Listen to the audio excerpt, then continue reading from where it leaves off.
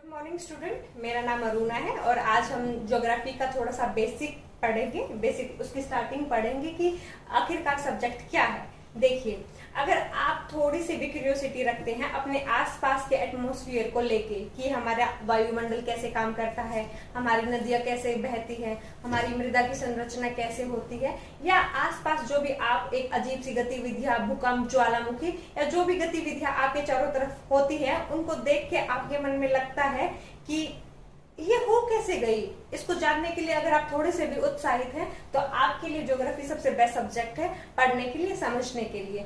क्योंकि ये कोई ऐसा थ्योरेटिकल सब्जेक्ट नहीं है कि इसमें किसी की विचारधारा काम करती है। एक तरीके से पूरा साइंटिफिक सब्जेक्ट है।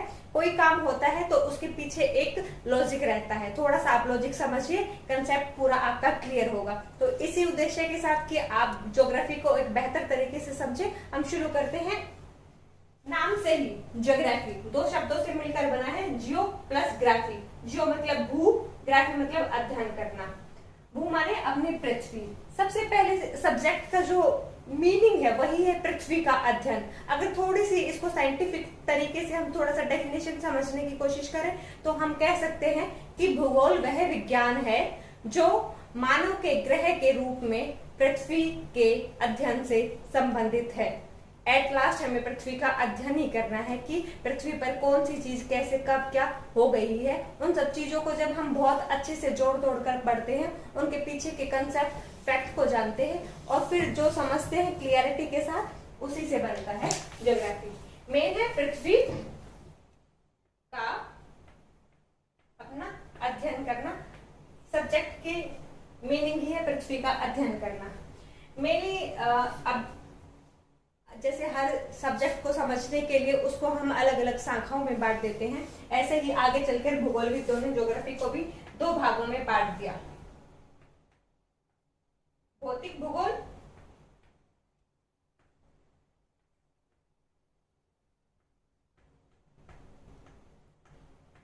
मानव भूगोल।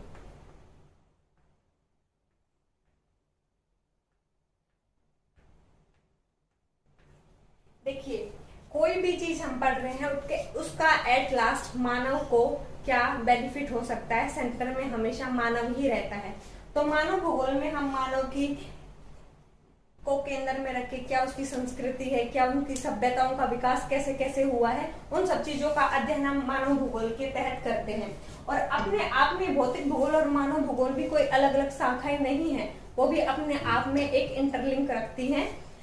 भौतिक भूगोल में हम देखते हैं, जो भी हम समझ पाते, जो भी हम देख पाते हैं, उसमें आप लगा लीजिए मृदा की संरचना,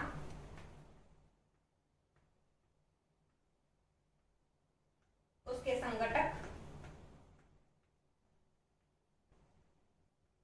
आप अपने चारों तरफ जिसमें रहते हैं, वायुमंडल,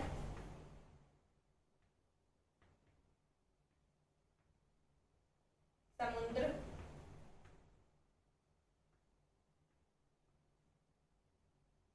पर्वत, पठार,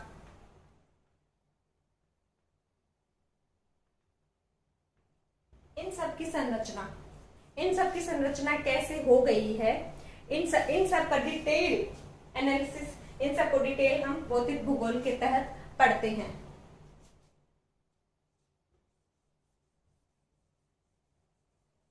देखिए, अब छोटी सी बात समझने की है कि भौतिक भूगोल के तहत हम देखते हैं कि एक छोटा सा एग्जाम्पल के तौर पे समझ जाते हैं कि मान लीजिए यहाँ कहीं की मृदा कैसी है।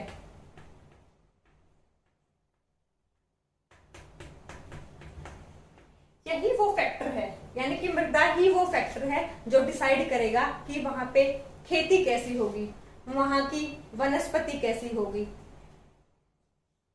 वनस्पति ही डिसाइड करेगी। मतलब जैसे एग्जाम्पल के तौर पे समझते हैं कि कहीं पे काली मृदा है तो डिसाइड करेगी कि वहां कपास की खेती होगी।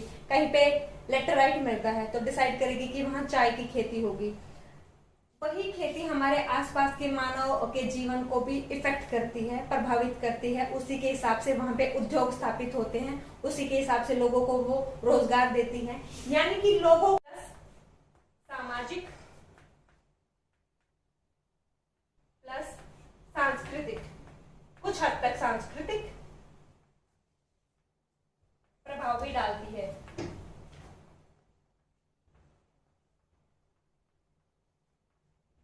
लेकिन ये था तो भौतिक भूगोल का पार्ट, लेकिन कहीं ना कहीं ये आदमी को भी डायरेक्ट इनडायरेक्ट प्रभावित करता है, इसीलिए मानव भूगोल को भी हम इससे इंटरलिंक करके पढ़ते हैं। एक और एग्जांपल देख लीजिए, जैसे कि हमारे पहाड़ है, हमारे नॉर्थ में हिमालय पर्वत है। हिमालय पर्वत के होने से बहुत सारी चीजें बदल गई है। अगर हिमालय पर्वत वहां नहीं होता तो साइबेरिया से आने वाली ठंडी पवनें हमारे पूरे नॉर्थ इंडिया को जमा देती, और फिर जो आज हम समर्दगंगा के मैदान में जहां हम रह रहे हैं, अच्छी खेती कर रहे हैं, अच्छे उद्योग लगा रहे हैं, और लोगों के जीवन को जो एक पॉजिटिव वे में जो इफेक्ट वो कर रही है, पॉजिटिव वे में लोगों को सरवाइव करने में जो हेल्प कर रही है, वो शायद सारी चीजें नहीं हो पाती अगर वहां हिमालय एग्जिस्ट नहीं करता। तो हमारे उच्चावच कहीं ना कहीं आदमियों को डायरेक्ट इनडायरेक्ट इफेक्ट करते हैं, उन्हीं से उनके जीवन स्तर में, क्योंकि उनकी आर्थिक गतिविधियों को कहीं ना कहीं सपोर्ट मिल रहा है, उनको आर्थिक संसाधनों को रोजगार से इंटरलिंक हो रहा है, ये सारी चीजें।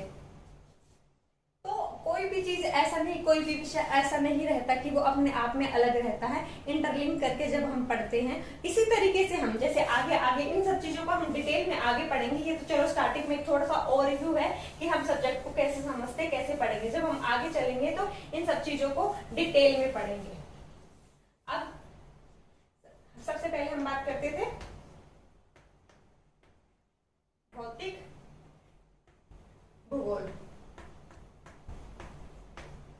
भौतिक भूगोल के तहत और भी सब पार्ट है, इसी में आके भौतिक भूगोल का जब हम अध्ययन करेंगे, इसी में आगे आ जाएगा। फिर सबसे पहले भू आकृति कैसे है, भू आकृतिक विज्ञान या भूगोल,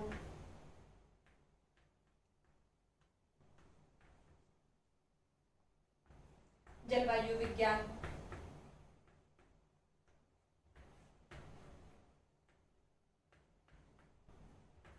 समुद्र विज्ञान,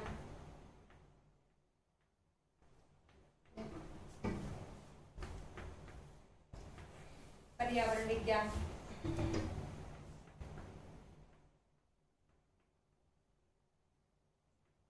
और पहले एक अलग शाखा बनती थी जैव विज्ञान की, लेकिन अब हम पर्यावरण विज्ञान के तहत ही जैव विज्ञान को भी देख लेते हैं, पढ़ लेते हैं जैव विज्ञान।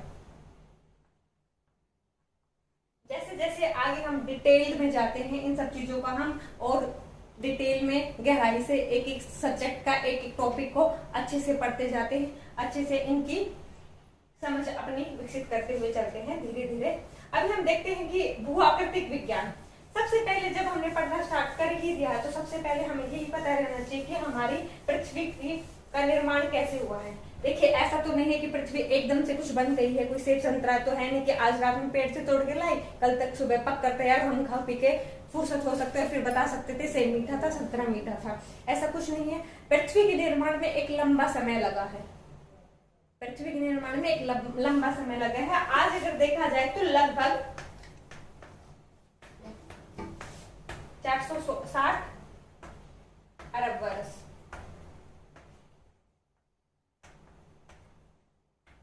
ये आयु हम पृथ्वी की मापते हैं, लगभग 460 अरब वर्ष की आयु हम पृथ्वी की मापते हैं। और ऐसा नहीं है कि जब पृथ्वी का निर्माण हुआ था तो आज ये जिस फॉर्म में है, आज ये जिस रूप में है, वैसे ही ये तब भी थी।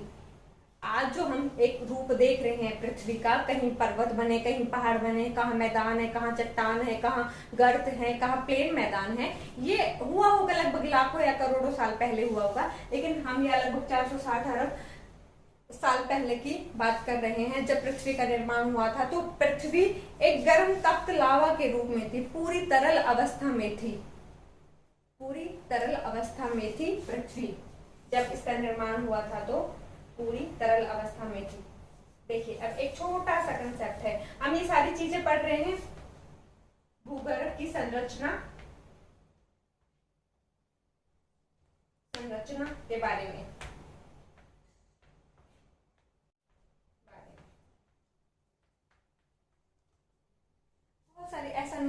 जिनके तहत बहुत सारी हलचलें होती रहती हैं, जिनके तहत हुआ है। जब पृथ्वी का निर्माण 460 अरब वर्ष पहले हुआ तो उस टाइम पे पृथ्वी बिल्कुल गर्म तक अवस्था में थी, लिक्विड फॉर्म में थी। अब देखिए, किसी ने कुछ किया हो नहीं किया हो, लेकिन अपने लिए एक गिलास दूध तो हर किसी आदमी ने गर्म किया हो सकता है, गर्म करके ठंडा करके पिया भी हो सकता था। एक छोटे से एग्जांपल के तौर पे ही समझते हैं। मान लीजिए ये एक गिलास गर्म दूध है जो मैंने आज किया है, मैंने रख दिया इसको ठंडा होने के लिए, क्योंकि मुझे ठंडा दूध पीना पसंद है। ठंडा हो गया है, जब मैंने इसको पीने के लिए उठाया तो इसके ऊपर बहुत मोटी मलाई थी। तो मलाई कोई ऐसी तो चीज नहीं, समतल, कहीं वो ऊंची उठी थी, कहीं वो खाबड़ थी, कहीं उबड़ खाबड़ टाइप की थी। तो ऐसा ही होता है, जैसे गर्म ग्लास का दूध ठंडा होता है और मलाई की एक मोटी सतह उसके ऊपर आ जाती है, और जो कि एक जैसी स्थिति या अवस्था में नहीं रहती। इसी प्रकार जब हमारी पृथ्वी, एग्जाम्पल के तौर पे ये हमारी पृथ्वी है, जब वो धीरे धीरे ठंडी हुई थी तो उसकी कोई स्तर ऊपर है, कोई स्तर नीचे, कोई स्तर ऊपर है, कोई स्तर नीचे है। इसी प्रकार उसका भी ठंडा होने का जो प्रोसीजर था वो चलता गया है। तो हमने जो ऊंचे उठे हुए भाग है उनको हमने नाम दिया महाद्वीप, जो नीचे गहरे में धसे हुए भाग है उनको नाम दिया हमने महासागर।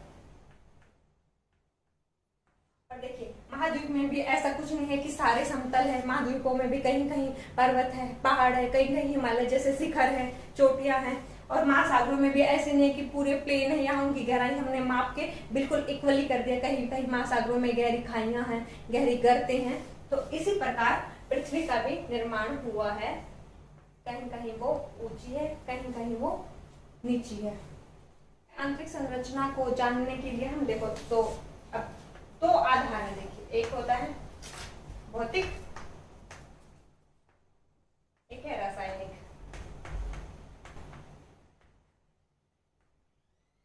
रासायनिक मत जो है स्वेश महोदय ने दिया है,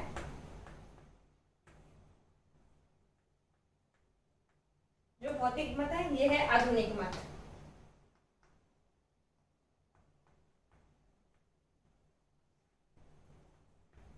इसके बारे में हम डिटेल में बात नेक्स्ट वीडियो में करेंगे। अभी हम बस रासायनिक मत जो स्वेश महोदय द्वारा दिया गया है उसके बारे में बात करते हैं। स्वेश महोदय ने बताया